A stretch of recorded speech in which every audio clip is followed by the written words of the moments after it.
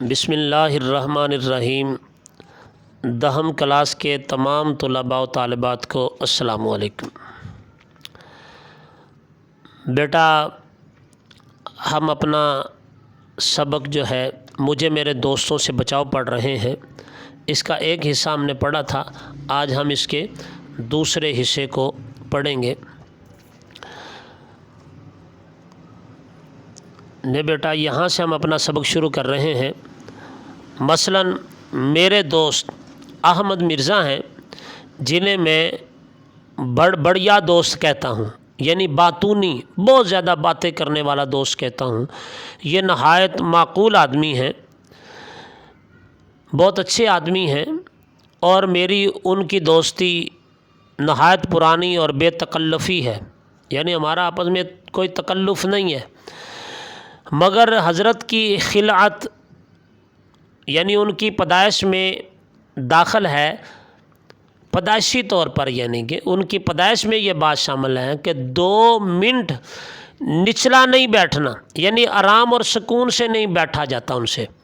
جب آئیں گے شور مچاتے ہوئے آئیں گے، چیزوں کو الٹ پلٹ کرتے ہوئے، غرض کہ ان کا آنا بنچال یعنی زلزلے کے آنے سے کم نہیں ہے۔ جب وہ آتے ہیں یوں لگتا ہے زلزلہ ہی آ گیا۔ جب وہ آتے ہیں تو میں کہتا ہوں کوئی آ رہا ہے، قیامت نہیں۔ ان کے آنے کی مجھے دور سے خبر ہو جاتی ہے، باوجود ہے کہ میرے لکھنے پڑھنے کا کمرہ چھت پر ہے۔ اگر میرا نوکر کہتا ہے کہ میاں اس وقت کام میں بہت مشغول ہیں، تو وہ فوراً چیخنا شروع کر دیتے، کم بخت کو اپنی صحت کا بھی تو کچھ خیال نہیں۔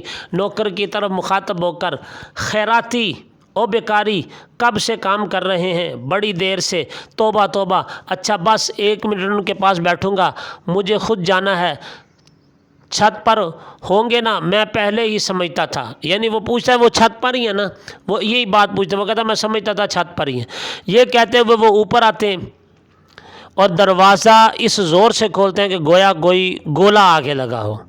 آج تک انہوں نے دروازہ کھٹکھٹایا نہیں ہے، وہ آندھی کی طرح داخل ہوتے ہیں۔ ہاں آخر تمہیں میں نے پکڑ لیا، یہ ان کا انداز ہے آنے کا، دور سے ہی دروازہ کھولتے ہی۔ مگر دیکھو میری وجہ سے اپنا لکھنا بند مت کرنا، میں حرج کرنے نہیں آیا، خدا کی پناہ کس قدر لکھ ڈالا ہے، کہو طبیعت تو اچھی ہے۔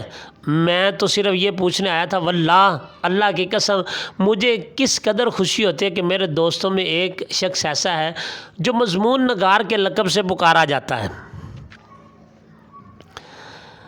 لو اب جاتا ہوں، میں بیٹھوں گا نہیں، 1 منٹ نہیں ٹھہرنے کا، تمہاری خیریت دریافت کرنی تھی، خدا حافظ۔ یہ کہہ کر وہ نہایت محبت سے مصافحہ کرتے ہیں اور اپنے جوش سے میرے ہاتھ کو اس قدر دباتے ہیں کہ انگلیوں میں درد ہونے لگتا ہے اور میں قلم نہیں پکڑ سکتا۔ یہ تو علیحدہ رہا، اپنے ساتھ میرے کل خیالات کو بھی لے جاتے ہیں، خیالات کو جمع کرنے کی کوشش کرتا ہوں، مگر وہ اب کہاں۔ دیکھا جائے تو میرے کمرے میں 1 منٹ سے زیادہ نہیں رکے، تاہم اگر وہ گھنٹوں رہتے تو اس سے زیادہ نقصان نہیں کرتے۔ نقصان تو وہ تھا جو انہوں نے کر دیا۔ کیا میں انہیں چھوڑ سکتا ہوں؟ میں اس سے انکار نہیں کرتا کہ میری ان کی دوستی بہت پرانی ہے اور مجھ سے بھائیوں کی طرح محبت کرتے ہیں، تاہم میں انہیں چھوڑ دوں گا، ہاں چھوڑ دوں گا، اگرچہ کلیجے پر پتھر رکھنا پڑے، یعنی مجھے بڑی مشکل سے بھی یہ بات برداشت کرنا پڑے۔ کلیجے پہ پتھر رکھنا ہوتا ہے بڑی مشکل سے کسی بات کو برداشت کرنا۔ اس نے کہا میرے لیے یہ بڑی مشکل ہے برداشت کرنا، پھر بھی میں ایسا کروں گا۔ اور لیجئے دوسرے دوست محمد تحسین صاحب ہیں، یہ بال بچوں والے صاحب ہیں اور رات دن انہی کی فکر میں رہتے ہیں۔ جب کبھی ملنے آتے ہیں تو تیسرے پہر کے قریب آتے ہیں، یعنی آدھے سے زیادہ دن گزر چکا ہوتا ہے، جب میں کام سے فارغ ہو چکا ہوتا ہے، لیکن اس قدر تھکا ہوا ہوتا ہوں کہ دل یہی چاہتا ہے کہ 1 گھنٹہ آرام کرسی پر خاموش پڑا رہوں، مگر تحسین صاحب آئے ہیں، ان سے ملنا ضروری ہے، ان کے پاس باتیں کرنے کے سوا سوائے اپنی بیوی بچوں کی بیماری کے اور کوئی مضمون ہی نہیں۔ میں کتنی کوشش کروں مگر وہ اپنے اس مضمون سے باہر نکلتے نہیں۔ اگر میں موسم کا ذکر کرتا ہوں تو کہتے ہیں ہاں بڑا خراب موسم ہے، میرے چھوٹے بچے کو بخار آ گیا، منجلی لڑکی درمیانی لڑکی کھانسی میں مبتلا ہے۔ اگر پالیٹکس یعنی سیاست یا لٹریچر یعنی ادب کے متعلق گفتگو شروع کرتا ہوں تو تحسین فوراً معذرت پیش کرتے کہ بھائی آج کل گھر بار بیمار ہے، مجھے اتنی فرصت کہاں کہ اخبار پڑھوں، اگر کسی عام جلسے میں آتے ہیں تو اپنے لڑکوں کو ساتھ ضرور لیے ہوتے ہیں، اور ہر ایک سے بار بار پوچھتے رہتے ہیں طبیعت تو نہیں گھبراتی، پیاس تو نہیں معلوم ہوتی، کبھی کبھی نبض دیکھ لیتے ہیں، اور ہاں وہاں بھی کسی سے ملتے ہیں تو گھر کی بیماری کا ذکر کرتے ہیں۔ اسی طرح میرے مقدمہ باز دوست ہیں جی، جنہیں اپنی ریاست کے جھگڑوں، اپنے فریق کے مخالف کی برائیوں اور جج صاحب کے تعریف یا مذمت کے تعریف اس حالت میں کہ جب کہ انہوں نے مقدمہ جیتا ہو، ورنہ پھر جج صاحب کی مذمت ہی ہونی ہے، ان کے پاس بھی اور کوئی مضمون نہیں۔ من جملہ یعنی سب میں سے اور بہت سے مختلف قسموں کے دوستوں کے میں محمد شاکر خان صاحب کا ذکر خصوصیت سے کروں گا کیونکہ وہ مجھ پر خاص عنایت فرماتے ہیں۔ شاکر صاحب موضع سلیم پور کے رئیس اور ضلع بھر میں نہایت معزز آدمی ہیں۔ انہیں اپنی لیاقت کے مطابق لٹریچر کا بہت شوق ہے، لٹریچر پڑھنے کا اتنا نہیں جتنا لٹریری آدمیوں سے یعنی ادبی آدمیوں سے ملنے کا انہیں شوق ہے اور تعارف پیدا کرنے کا۔ ان کا خیال ہے کہ اہل علم کی تھوڑی سی قدر کرنا امراء یعنی بادشاہوں کے شیان شان ہے۔ ایک مرتبہ میرے پاس تشریف لائے، بہت اسرار سے مجھے سلیم پور لے گئے، یہ کہہ کے کہ شہر میں رات دن شور و شغب ہے یعنی شور شرابہ رہتا ہے، دیہات میں کچھ عرصہ رہنے سے تبدیلی آب و ہوا بھی ہوگی اور وہاں مضمون نگاری بھی زیادہ اطمینان سے کر سکو گے۔ میں نے ایک خاص کمرہ تمہارے واسطے آراستہ کرایا جس میں پڑھنے لکھنے کا سب سامان مہیا، تھوڑے دن رہ کے چلے آنا، دیکھو میری خوشی کرو یعنی میری خوشی کے لیے چلو۔ میں ایسے محبت آمیز اسرار پر انکار کیسے کر سکتا تھا؟ مختصر سا سامان پڑھنے لکھنے کا لے کر میں ان کے ساتھ ہو لیا۔ ایڈیٹر معارف یعنی ادبی رسالہ، معارف عربی رسالے کا نام ہے، اس کے جو مدیر ہیں، جو اس کو شائع کرنے والے ہیں، جو اس کو لکھنے والے ہیں، ان سے وعدہ کر چکا تھا کہ ایک خاص عرصے میں ان کی خدمت میں ایک مضمون بھیجوں گا۔ شاکر صاحب کی کوٹھی پر پہنچ کر میں نے وہ کمرہ دیکھا جو میرے لیے تیار کیا گیا تھا۔ اس کی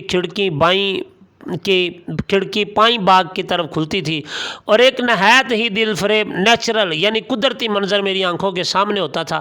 صبح کو میں نیچے ناشتے کی غرض سے بلایا گیا، جب دوسرا پیالہ چائے کا پی چکا تو اپنے کمرے کو جانے کے لیے اٹھا ہی تھا کہ چاروں طرف سے اصرار ہونے لگا، ضد ہونے لگی کہ کہیں ایسا غضب نہ کرنا کہ آج ہی کام شروع کر دو، اپنے دماغ کو کچھ تو آرام دو، اور آج کا دن تو خاص کر اس قابل ہے کہ سینری یعنی قدرتی مناظر کا لطف اٹھانے میں گزارا جائے۔ تو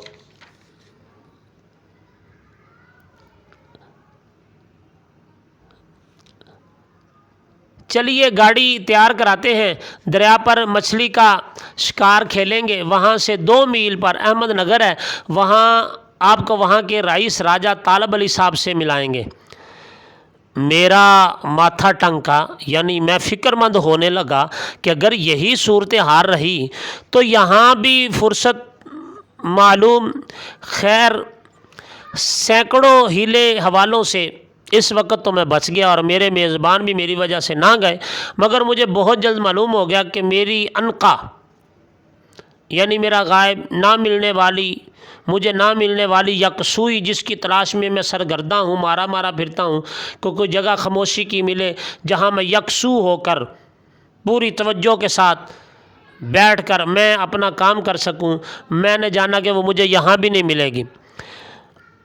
میں جلدی سے اٹھا، اپنے کمرے میں آیا اور اس وقت ذرا غور سے اس میز کے سامان کو دیکھا جو میرے پڑھنے لکھنے کے لیے تیار کی گئی تھی۔ میز پر نہایت قیمتی اور نایاب مگر نہایت قیمتی کامدار کپڑا پڑا ہوا تھا جس پر ایک قطرہ گرانا گناہ کبیرہ سے کم نہ تھا، بڑے گناہ سے کم نہیں تھا اگر اس پہ ایک سیاہی کا قطرہ گر جاتا۔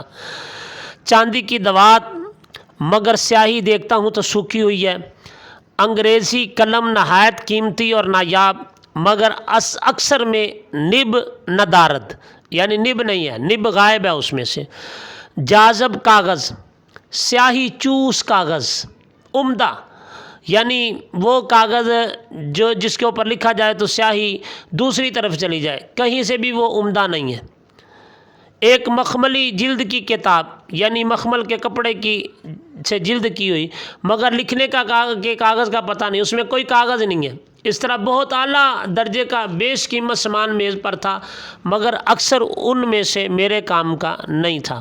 جو چیزیں ضرورت کی تھیں وہ موجود نہیں تھی۔ آخرکار میں نے اپنا پرانا استعمالی مگر مفید وہ باکس جو تھا اس کو اور اپنی معلوماتی دوات اور قلم، جس نے اب تک نہایت ایمانداری سے میری مدد کی تھی اور میرے پراں خیالات یعنی میرے بکھرے خیالات کو تیزی کے ساتھ کف سے کاغذ کی تحریر میں بند کیا تھا، نکالا اور لکھنا شروع کیا۔ یہ ضرور ہے کہ مرغان خوشنوا کی تعریف، پرندے کی اچھی آواز والے پرندے کی تعریف میں شعراء نے یہ اب اس نے تحریر لکھنی شروع کی ہے۔ یہ اس کی تحریر ہے، جو لفظی ہیں یہ تحریر کے کہ ہمارے جن مرغان خوش نوا اچھی آواز والے پرندوں کی تعریف میں ہمارے شعراء اس قدر رطب اللسان ہے، بہت زیادہ تعریف کرتے ہیں، ان کی عنایات سے میں خوش نہیں ہوا کہ سب کے سب میرے کمرے کے نیچے درخت پر جمع ہو گئے اور شور مچانا شروع کر دیا۔ تاہم میں نے کوشش کی کہ ان کی طرف سے کان بند کر لیے اور کام میں ہمتاً مشغول ہو گیا۔ تن تنا چھن تا تن میں ایسا مصروف تھا کہ دنیا و ما فیہا، یعنی دنیا اور اس میں جو کچھ ہے اس کی خبر نہ تھی۔ یکا یک اس تن نے چنکا دیا۔ یہ کیا ہے؟ اوفو! اب میں سمجھا میرے کمرے کے قریب شاکر خان صاحب کے چھوٹے بھائی کا کمرہ، انہیں موسیقی میں بہت دخل ہے۔ اس وقت ستار سے شوق فرما رہے ہیں، بہت خوب بجا رہے ہیں۔ کوئی آدھ گھنٹہ انہوں نے موسیقی کی مشق فرما کر مجھے میری خواہش کے خلاف محظوظ فرمایا، پھر کسی وجہ سے اپنے کمرے سے چلے گئے اور خاموشی طاری ہو گئی، تو مجھے پھر اپنا کام کرنے کا خیال آیا۔ اب میرے خیالات تم ہی میرا گنجینہ ہو، اے میرے خیالات تم ہی میرا گنجینہ ہو، تم ہی میرا خزانہ ہو، میرا خزانہ ہو، خدا کے لیے رحم کرو، میرے دماغ میں پھر آ جاؤ۔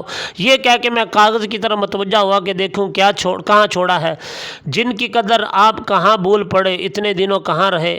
یہ کیا محمل فکرہ ہے، بے معنی فکرہ ہے، لا حول ولا قوت۔ میں بھی کیا گڑبڑ کر رہا ہوں۔ لے بیٹا، یہاں تک ہم نے اپنا سبق پڑھ لیا ہے، باقی کا سبق انشاءاللہ ہم اپنے اگلے لیکچر میں پڑھیں گے۔ اللہ ہمارا حامی و